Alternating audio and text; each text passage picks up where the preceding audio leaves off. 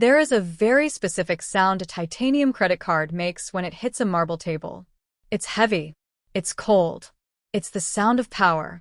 But as my sister Amanda burst into a fit of hysterical laughter, pointing at that very card while the waiter stood there awkwardly, I realized power doesn't mean anything if the people who raised you think you're a fraud. They thought I was a struggling freelance consultant living a lie. Little did they know the restaurant didn't decline my card because I was broke. They declined it because they owed me $500,000. If you've ever been underestimated by the people who are supposed to support you, you're going to want to hear every second of this story. Hit that like button, subscribe to Revenge Engine, and let's get into the most satisfying reality check New York City has ever seen. Le Bernardin isn't just a restaurant, it's a temple of excess. The air smells like expensive perfume and truffle oil. I had spent $3,000 to secure the private room for my dad's 60th birthday. To me, it was a drop in the bucket. To my family, it was a crime. As the crystal chandeliers cast a warm glow over the table, I watched my father. He looked happy, but he also looked worried. He kept glancing at the menu prices like they were attacking him. "Jessica, honey," he whispered, squeezing my hand. "This is incredible. But a 6-month waiting list? How much did this cost you?" I smiled. A genuine one. "Don't worry about it, Dad. You only turned 60 once." I didn't mention that I got the table because my firm, Anderson Events, had funneled nearly $600,000 into this venue's catering department in the last 30 days alone. I was their biggest client.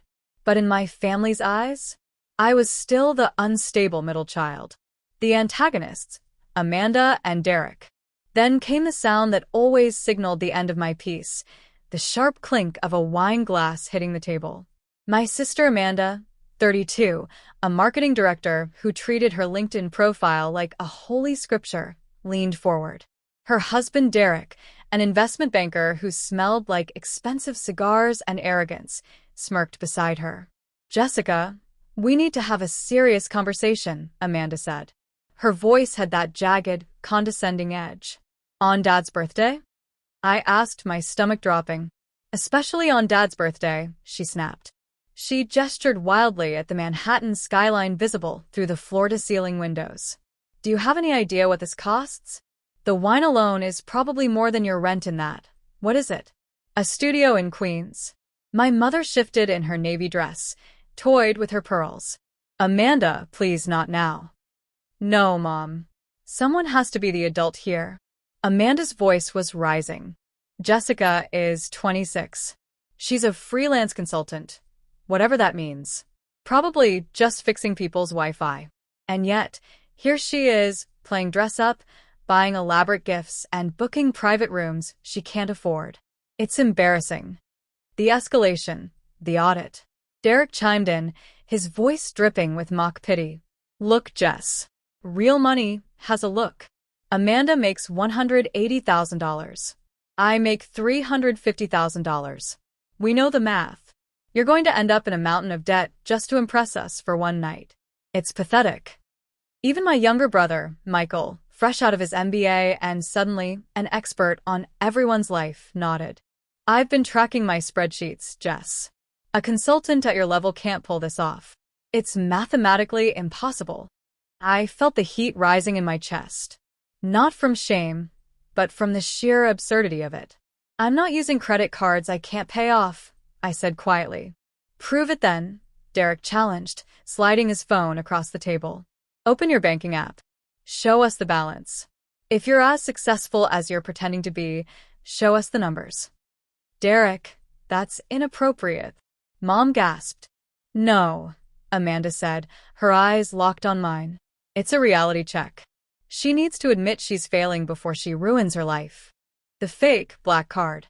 The waiter arrived with the dessert, a chocolate souffle that was Dad's favorite. The tension was so thick, he could have sliced it with his cake knife. "Actually," I said, reaching into my purse, "let me just pay for the dinner, and we can move on." I pulled out the Centurion, the black card. It was made of anodized titanium. It was heavy, matte, and bore no logo other than the American Express Centurion. Amanda didn't even blink. She laughed so hard, she nearly choked on her wine. A black card? Oh my God, Jessica. Did you buy that on Etsy? How much was the fake? $50. It's not a fake, I said, handing it to the waiter. Derek shook his head. Jessica, to get a real one, you have to spend $250,000 a year. You don't even make that. You're going to get arrested for fraud. The waiter took the card and disappeared. 5 minutes of excruciating silence followed. Amanda was literally whispering to my mom about debt counseling for me. Then, the waiter returned. He didn't have a receipt. He looked pale. Ms. Anderson, I'm so sorry. There seems to be an issue. The card was declined. The climax, the general manager. The explosion of laughter from Amanda and Derek was deafening. A fake card that doesn't even work. Amanda screamed. This is a new low. Now we have to bail you out of the bill, because you wanted to play billionaire. I told you, Michael muttered, looking disappointed. The math didn't add up. I sat there, stunned. Not because I was broke, but because I knew exactly why it was declined. Suddenly, the heavy oak doors of the private room swung open. Thomas Chin, the general manager of Lou Bernardine, practically sprinted inside. He ignored Amanda. He ignored Derek. He went straight to me. Miss Anderson, he gasped out of breath. I just heard. I am mortified. Please forgive the staff. The laughter at the table died instantly. Thomas, I said calmly. Is there a problem with the card? No. The system is perfect, Thomas said, his voice carrying across the silent room. The problem is our accounting department. They flagged your account because we still owe you $500,000 from the United Nations Gala last month. Our policy prevents us from charging a client who has an outstanding credit of $500,000 with the house. The reveal, Anderson Events. The silence that followed wasn't just quiet. It was vacuum sealed. You could hear the bubbles popping in the champagne.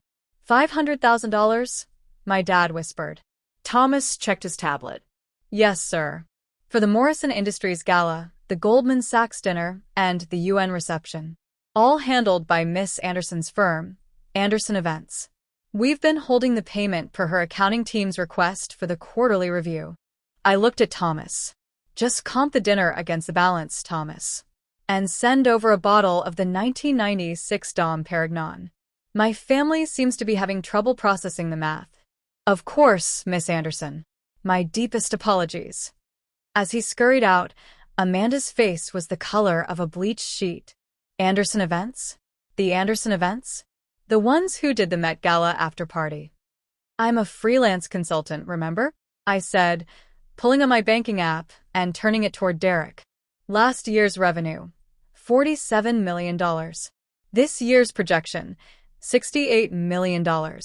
Personal net worth? Roughly $28 million. But hey, Derek, tell me more about that $350,000 salary.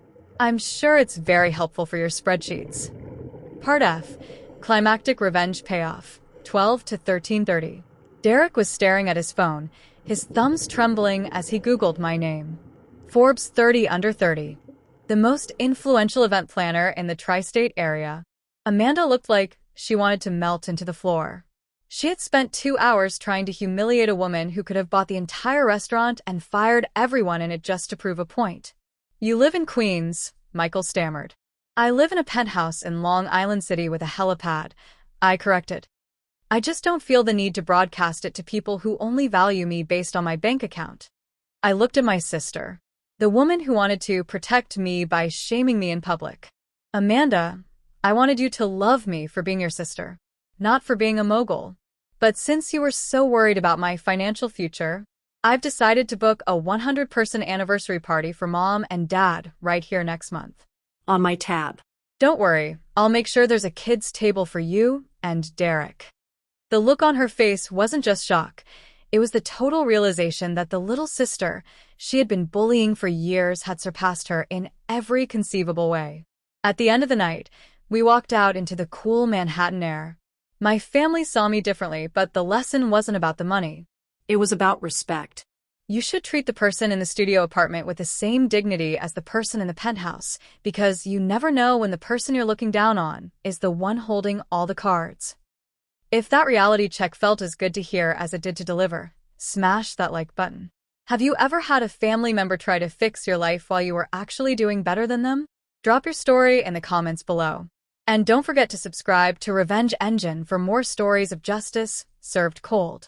We'll see you in the next one.